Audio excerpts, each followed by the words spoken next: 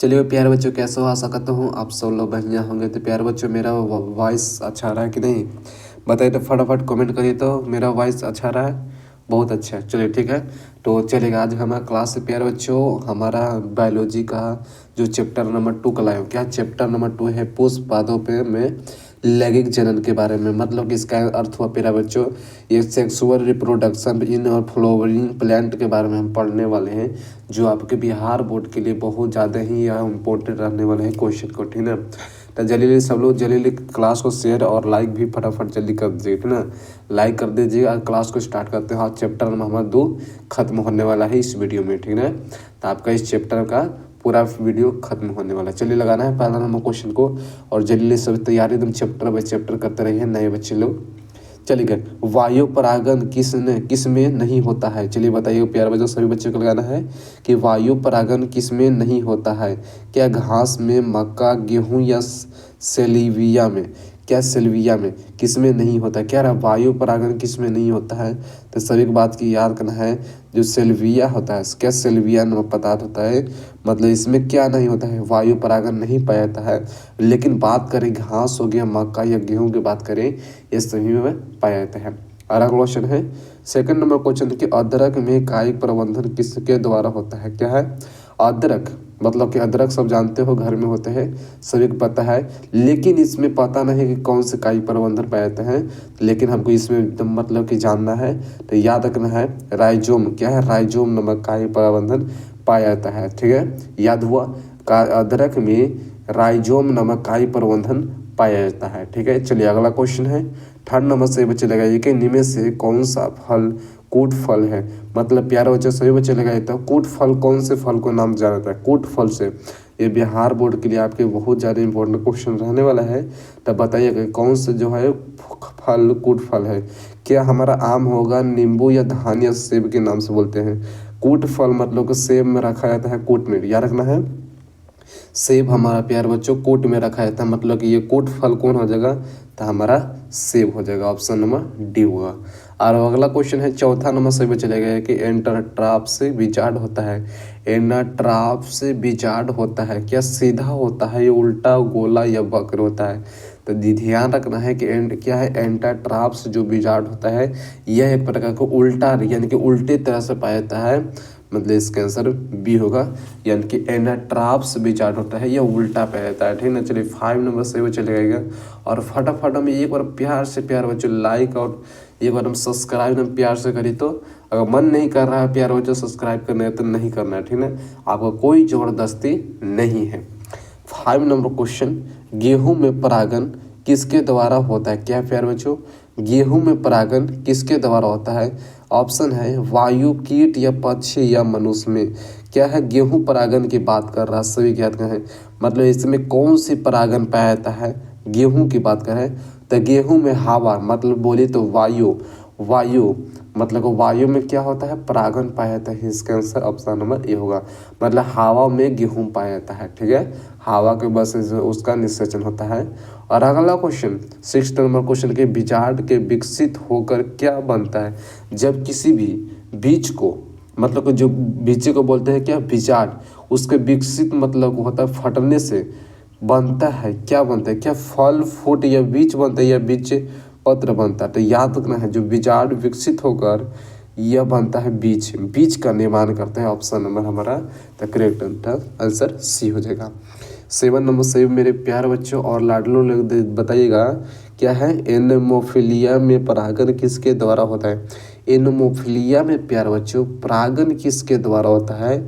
देखिए एनोमोफिलिया में कोई पदार्थ होता है जो हमारा क्या है वायु में, जबकि वायु में क्या है? गेहूं में परागन होता है। तो एनोमोफिलिया क्या बोलते हैं? मतलब गेहूं को बोलते हैं, मतलब कि वायु का परागन होता है। ऑप्शन नंबर प्यार बच्चों बी होगा। और फटाफट लगाई तो 8 नंबर क्वेश्चन सभी बच्चे लिए कि एनोमोफिलिया नामक परागन किसमें होता है? और वही क्वेश्चन हिंदी में यहाँ लिख दिया है, जबकि यहाँ इंग्लिश में लिखा था। तो बताइए क्या किस में होता है? तो याद रखना है हवा, वायु को नहीं हवा बोलते हैं, मतलब वो ऑप्शन होगा डी होगा, हवा में।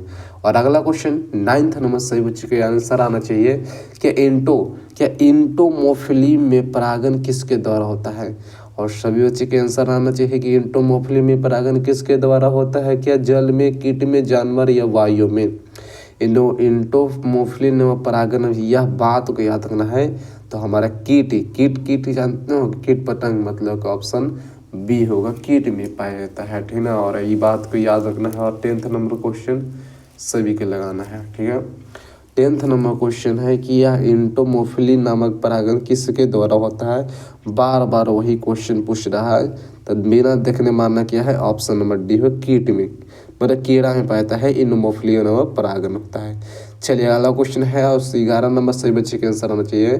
क्या प्याज में प्रबंधन होता है, क्या कह रहा है, प्याज में प्रबंधन होता है, क्या बताइएगा। प्याज में प्यारा बच्चों प्रबंधन होता है, एक प्रकार का बल्ब द्वारा होता है। याद रखना है प्याज में किसके द्वारा प्रबंधन होता है, तो एक बल्ब, LED बल्ब होता है कि नहीं, ललका बल्ब, सभी तरह से बल्ब होता है। तो मतलब याद रखना ऑप्शन नंबर डी है, प्याज, लहसुन, गजरा, मुरई क्या हो गया, तो बल्ब में होता है। और अगला क्वेश्चन सभी बच्चे के आंसर आना चाहिए। 12 नंबर, निम्नलिखित में से किसमें रंध्र तथा जड़ों का अभाव रहता है, क्या है बच्चों। निम्नलिखित में से कह रहा है कि इसमें रंध्र तथा जड़ों का अभाव रहता है। ट्रेंसिना या प्यार बच्चों मार्सिलिया या हाइड्रेलिया का सतहिया जलों को भी कहते हैं, किस में होता है, तो याद रखना है ऑप्शन नंबर सी हमारा हाइड्रेलिया में। मतलब कि कह रहा है रंध्र तथा जड़ों में अभाव रहता है हाइड्रेलिया में, याद रखना ऑप्शन नंबर सी होगा। और अगला क्वेश्चन 13 नंबर क्वेश्चन हमारा है, देखिएगा 13 नंबर क्वेश्चन सभी लगाइएगा कि यह पिस्टोलेट शब्द का प्रयोग किया जाता है। पिस्टिलेट शब्द का प्रयोग किस किया जाता है प्यारे बच्चों, तो सभी बच्चे क्या याद रखना है, एक लिंगीय स्त्री रूप के लिए, ठीक ना, एक लिंगीय स्त्री पुरुष के लिए किया जाता है, किसका, तो पिस्टिलेट का उपयोग किया जाता है किसमें, तो एक लिंगीय स्त्री पुरुष के लिए, ऑप्शन हमारा तब बी होगा। और अगला क्वेश्चन है, चलिए 14 नंबर क्वेश्चन है कि पुष्पासन खाया जाता है, क्या है, बहुत ज़्यादा फेमस क्वेश्चन लाया हो, और चलिए देख लीजिए, यह है आपका डायरेक्ट बोर्ड से यानी कि टकराने वाला क्वेश्चन है। और बताइएगा पुष्पासन खाया जाता है, क्या शरीफा को खाते हैं, या सेब को, या नारंगी, या इनमें से सभी। पुष्पासन बोल रहा है प्यारे बच्चे, सभी बच्चे के आंसर आना चाहिए। पुष्पासन खाया जाता है हमारा सेब में, क्या है, तो हमारा सेब होता है उसे पुष्पासन खाया जाता है। अकूट फल है हमारा है सेब ही है, ये बात को भी याद रखना है। चलिए 15 नंबर क्वेश्चन सभी के आंसर आना चाहिए। चलिए बीज चोर खाया जाता है, चलिए प्यारे बच्चे बताइए तो कि बीज चोल खाया जाता है, क्या शरीफा को खाते हैं, या सेब को, नारंगी, या इनमें से सभी को। बताने का प्रयास करिएगा सभी बच्चे कि बीज चोल खाया जाता है, तो बीज चोल खाया जाता है शरीफा को, क्या है, ऑप्शन हमारा ये होगा, शरीफा को खाया जाता है, ठीक ना। चलेगा 16 नंबर क्वेश्चन सभी के आंसर आना चाहिए। और प्यार बच्चे 16 नंबर क्वेश्चन लगाइए तो कि पराग भेदी होता है, क्या पराग भेदी कैसा होता है, क्या एक स्तरीय होता है, द्विस्तरीय या त्रिस्तरीय बोल सकते हैं, या बहुस्तरीय बोल सकते हैं, किस तरह होता है, क्या है प्यारे बच्चों, पराग भित्ति, क्या है, पराग भित्ति की बात कर रहा है। तो याद रखना है एक बात को एकदम ध्यान रखना है, तो पराग भित्ति होता है, यह द्विस्तरीय होता है, क्या है, द्विस्तरीय होता है, ऑप्शन हमारा बी होगा। चलिए अगला क्वेश्चन बढ़ जाओ, अगला क्वेश्चन बढ़ने की इजाज़त दीजिए तो। चलिए 17 नंबर क्वेश्चन है कि पादपों में एक एम्फीबियन उपस्थिति के किसके संबंधित होता है, क्या एम्फीबियन उपस्थित किसके संबंधित होता है पादपों में प्यार बच्चों, तो यह है ब्रायोफाइटस के द्वारा, याद रखना है ऑप्शन हमारा बी होगा, ब्रायोफाइटस में होता है। और अगला क्वेश्चन है 18 नंबर के, इनमें से कौन सी कायिक प्रबंधन नहीं है, क्या है, इनमें से कौन जो है कायिक प्रबंधन नहीं है, कायिक प्रबंधन नहीं है, तो याद रखना है 18 नंबर क्वेश्चन को, तो यह है चल बीजाणु, क्या है, चल बीजाणु में कायिक प्रबंधन नहीं पाया जाता है। और अगला क्वेश्चन 19 नंबर कि भ्रूणपोष को क्या कहा कार्य है चल लगे तो कि भ्रूणपोष का क्या कार्य है, भ्रूणपोष का कार्य यही होता है, तो भ्रूण को पोषण देना, ठीक है, याद रखना है भ्रूणपोष का कार्य होता है भ्रूण को पोषण देना होता है, ठीक ना। चलिए याद रखना है ऑप्शन हमारा बी होगा। और अगला क्वेश्चन है 19 नंबर तो हो गया, और 20 नंबर क्वेश्चन को देखता हूँ। चलिए प्यारे बच्चों और लगाइए तो 20 नंबर हमारा क्वेश्चन, और बताइए तो इसका आंसर क्या होगा कि अनुमूलीय परागण वाले पौधों में निश्चित रूप से होता है। क्या कर रहा है कि अनुमूलीय परागण वाले पौधों में निश्चित रूप से होता है। तो याद रखना स्वपरागण, क्या स्वपरागण उपस्थित है। इसका आंसर क्या बना है, ऑप्शन नंबर बी होगा। ठीक ना, चलिएगा अगला क्वेश्चन बढ़ जाओ प्यारे बच्चों। आपका इजाजत हो तो 21 नंबर क्वेश्चन को सभी लगाइएगा कि लघु बीजाणुओं गुंथिन की आंतरिक पोषण भित्ति कहलाती है। क्या है, लघु बीजाणुधीन की आंतरिक पोषण की भित्ति कहलाती है।